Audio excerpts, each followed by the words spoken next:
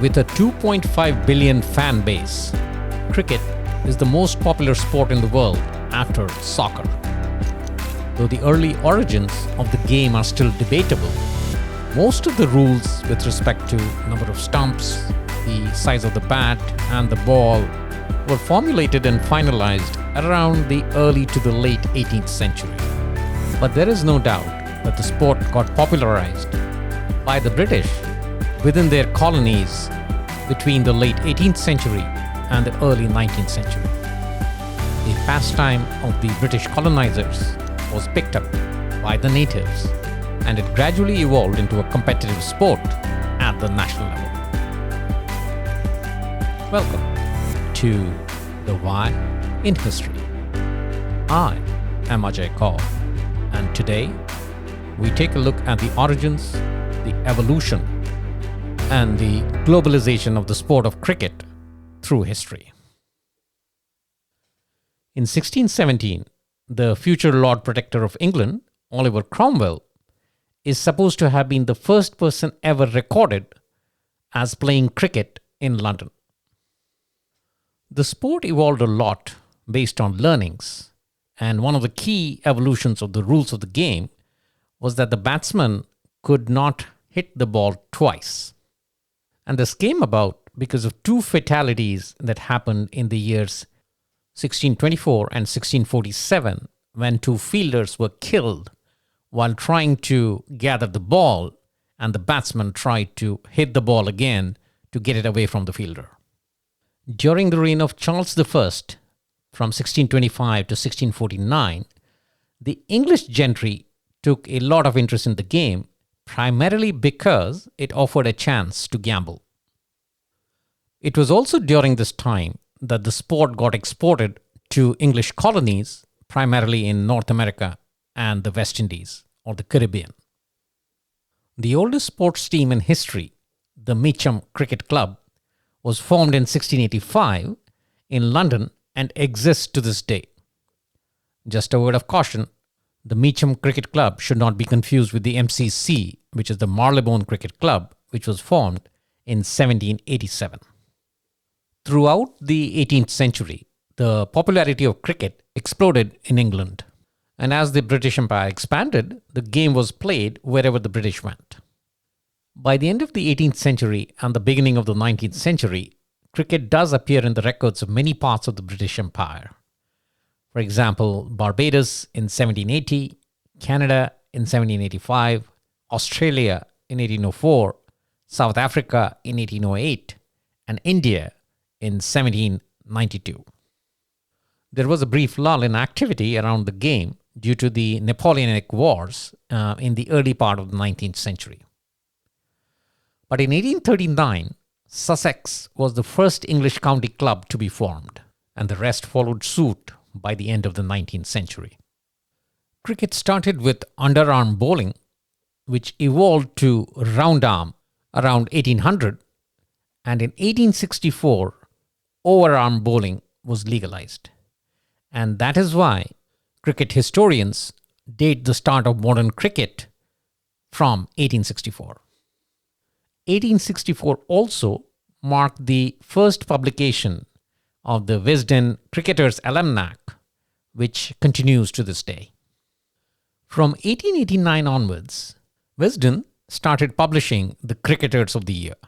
In 1889, it named 6 great bowlers of the year. In 1890, it was 9 great batsmen of the year. But in 1896, for the first time, Wisden named the Cricketer of the Year. That is just one individual. And that cricketer was W.G. Grace. Every sport needs a star to boost its popularity. And cricket found its star in W.G. Grace. Though primarily a batsman, he could bowl and field as well. And what statistics! 54,000 first-class runs spread across 44 seasons, including 839 runs in just 8 days of 1876. That was the time when he hit a couple of triple centuries. And along with this, he had 2,800 wickets, costing him less than 18 runs apiece. He was also a great crowd puller. Fans used to pay twice just to watch him play. And he exuded confidence.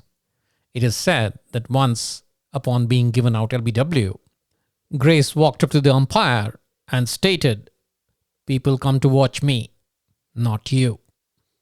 In an era where you could either be a front footer or a back footer, W.G. Grace mastered both. And with such majestic skills at display, cricket became an unrivaled spectator sport during summer across England and gradually to the rest of the world.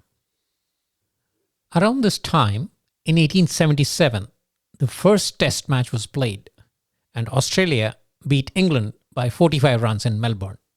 Subsequently, in 1880, England beat Australia by 5 wickets at the Oval. But in 1882, the unthinkable happened. England was beaten by Australia in England at the Oval by 7 runs. The next day, in the Sporting Times, a young English journalist, Reginald Shirley Brooks, published a mock obituary to English cricket. He wrote, "In affectionate remembrance of English cricket, which died at the Oval, 29th August 1882. Deeply lamented by a large circle of sorrowing friends and acquaintances, rest in peace.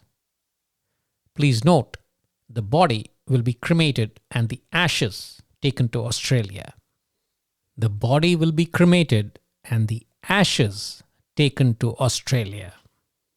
This statement was taken very seriously by the English team, which toured Australia in January of 1883, and they were very serious about recovering the ashes of English cricket. England went on to win the series in Australia 2-1 and metaphorically brought back the ashes. Metaphorically? Actually, physically as well. Because in Australia, a small urn thought to contain the ashes of a bale used in the third match were presented to English captain Ivo Bligh by a group of women, one of whom would later become his wife. And the text on the urn read, "When Ivo goes back with the urn, studs, steel, reed and Talcott, return. Stud, steel, etc. were the names of other players in the team. And it goes on with, "The welkin will ring loud, the great crowd will feel proud, seeing Barlow and Bates with the urn, and the rest coming home with the urn." Subsequently, the name Ashes was adopted for any cricket series between England and Australia, and the winner of the series, even to this day, gets a replica of the urn as the trophy for the victory. The original urn is still kept in the MCC Museum at Lord's in London, and the text that I just read is still visible on that urn. In 1889, South Africa played its first Test match against England in South Africa. South Africa batted first, and England won the game by 8 wickets. Subsequently, in 1907, South Africa's A. Bailey wrote to the Secretary of MCC proposing that a triangular tournament be held between the two countries and Australia. The suggestion was rejected at the time, but they agreed to meet for a conference at Lord's in 1909. So on June 15, 1909, the first Imperial Cricket Conference, or the ICC, took place at Lord's under the chairmanship of the MCC president, the Earl of Chesterfield. At a second meeting a month later, some rules governing Test cricket matches were agreed upon. But it was not until the late 1920s that regular meetings started happening and the ICC started emerging as a genuine organization for the governance of cricket. Now, throughout the course of the 19th century, several rules emerged and some were retired and some terms became permanent. For example, The year 1858 had the first recorded instance of a hat being awarded to a bowler for taking 3 wickets in 3 consecutive balls, and subsequently the term hat trick became popular.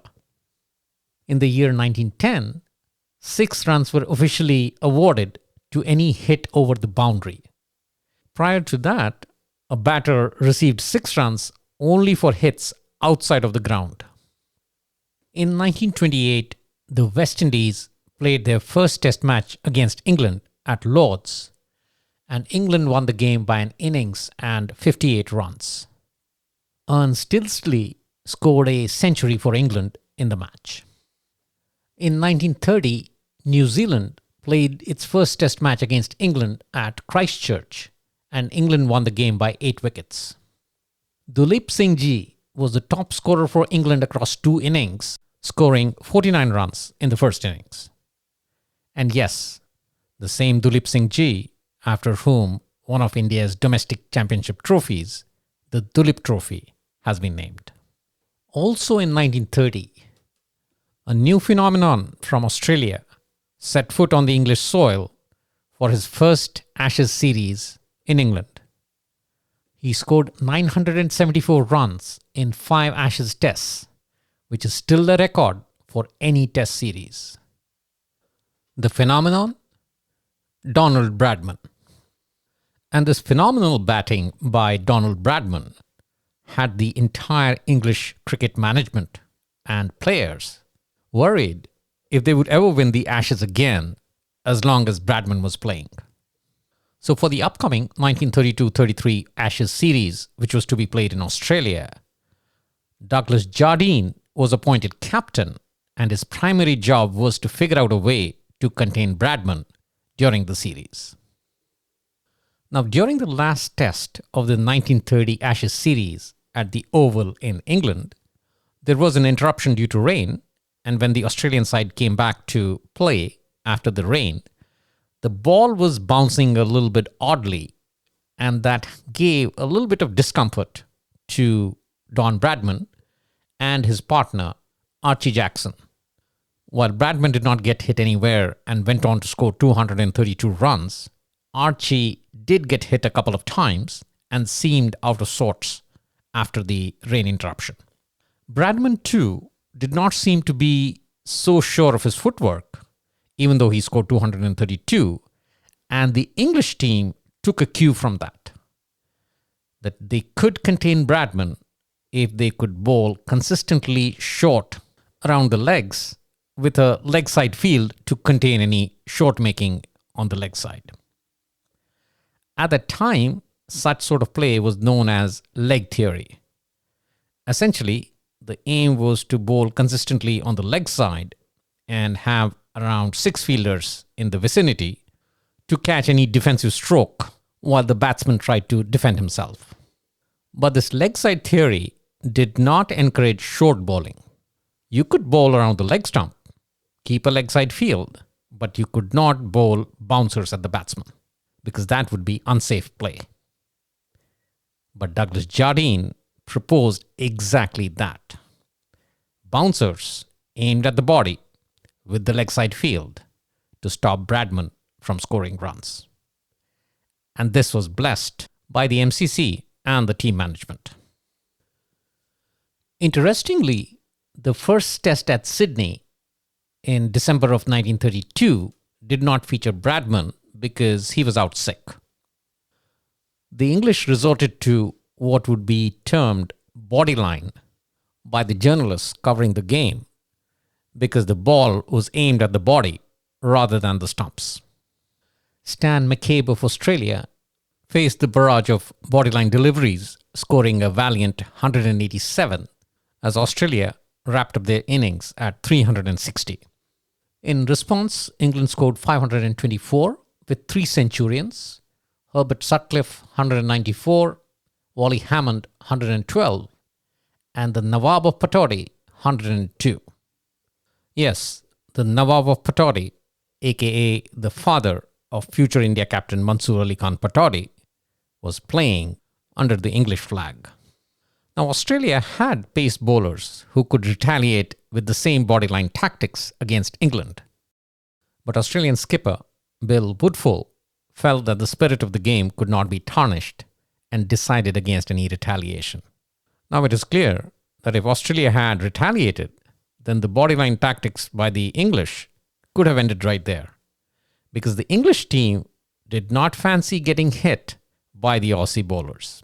In fact, Aussie all-rounder Vic Richardson pleaded vehemently with Bill Woodfull to retaliate. Vic Richardson, the grandfather of Ian and Greg Chappell. Now, one thing to note here is that the primary weapons in Douglas Jardine's armory were his two pace bowlers, Harold Larwood and Bill Vose. The second test was in Melbourne, and this time Bradman was back in the side, though he got out to a golden duck in the first innings. However, in the second innings, he scored a blistering 103 despite the bodyline tactics adopted by the English side, and Australia won the match by 111 runs. And all of a sudden, there was a relief that the local boy was back in his element, and also there was a kind of a feeling that the English would drop bodyline tactics since these hadn't worked. Now, so far, the bodyline tactics had been employed with the old ball. But all this was to change in the third test at Adelaide. Australia, batting second, had Captain Woodfull at the crease, and with the new ball and an offside field, Harold Larwood struck Woodfull in the chest with his bouncer. As Woodfull writhed in pain, English captain Douglas Jardine shouted to Harold Larwood, "Well bowled, Harold." And that was enough to upset Woodfull and the crowd. And unfortunately, the ruthlessness continued, and the next over that Woodfull faced from Harold Larwood, he saw a bodyline leg side field setting, and Harold Larwood bowling bodyline with the new ball. The captain was still recovering from his pain, and here was the English team utilizing bodyline with the new ball. Every time he came into bowl, Harold Larwood was booed vehemently by the Adelaide crowd. A point to note here is that there was no protective clothing at the time, and Harold was bowling 90 miles an hour. The English team manager, Sir Pelham Warner, made a courtesy visit to the Australian dressing room to check on the injured Aussie captain. And the Aussie captain, Bill Woodfull, responded with, "There are two teams out there. One is playing cricket, and the other is making no attempt to do so." The statement of the Aussie skipper was leaked to the press, and suddenly, bodyline became an international incident. When Aussie wicketkeeper was hit on the head from an Harold Larwood bouncer, the Australian authorities were worried that the spectators could invade the pitch and harm the English cricketers. And the English cricketers on their end started getting mentally prepared to defend themselves if there was a on-ground invasion. A cable was sent by the Australian Cricket Board to the MCC about the unsportsmanlike behavior of the English team, highlighting that it could affect diplomatic relations between England and Australia. The English response was typical of a colonial master to its dominion. "We deplore your cable," essentially denying any wrongdoing by the English side. Now, a point to note here is that it was the 1930s, so there was no live telecast, and the only way you could find out what was going on was through the reports of the journalists and these cables. And the English administration went on to suggest that if the Aussies were unhappy, they could cancel the tour, knowing full well that it was the 1930s, the era of the Great Depression, and Australia desperately needed the money from cricket. England won the game at Adelaide, but seeing the crowd response, Douglas Jardine brought his team together and asked if they should drop bodyline for the next two games. The entire English team was in agreement, but they were concerned that if they dropped Bodyline, it would be an admittance of guilt. So they continued. England won the series 4-1 with the Bodyline tactics in full force, and they achieved what they had set out to achieve. Don Bradman came back with an average of 56, which was very low compared to Don Bradman's own standards. The MCC wishy-washied on the issue of sportsman spirit and the damage Bodyline had caused to the entire spirit of the game, and it took them 2 more years to agree to outlawing Bodyline as a tactic. The next Ashes series was in 1934 in England, and Australia won the series 2-1. Bradman was back in full force, and Douglas Jardine, Harold Larwood, and Bill Vose were not part of the English side. Don Bradman retired from Test cricket in 1948 with a phenomenal batting average of 99.94. Subsequently, in 1953, England regained the Ashes after a gap of 19 years. What England had feared did ultimately come true. Meanwhile, in June of 1932, before the Bodyline series, India played its first Test match against England at Lord's. England batted first and were reeling at 19 for 3 due to an outstanding spell of pace bowling by India's speedster Mohammad Nisar. India's captain, Colonel C.K. Naidu, considered Mohammad Nisar to be faster than Harold Larwood at times. But England recovered from 19 for 3 to end at 259. India ended its first innings at 189 with captain C.K. Naidu top scoring with 40.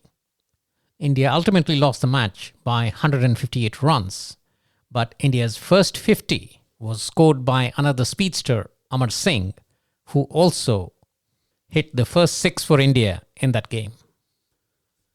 In 1952, Pakistan played its first Test match against India at New Delhi, and India won the game by an innings and 70 runs.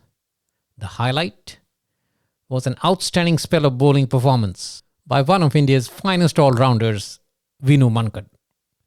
In the first innings, his bowling performance was 47 overs, 27 maidens, 52 runs and 8 wickets.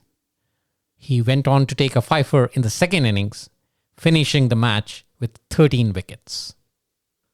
Now, all the Test matches that we've talked about so far were 4-day Test matches. And it was only in 1948 that the first 5-day Test match was played in England. And it is on that note that we end this section of the program. On to the quiz section.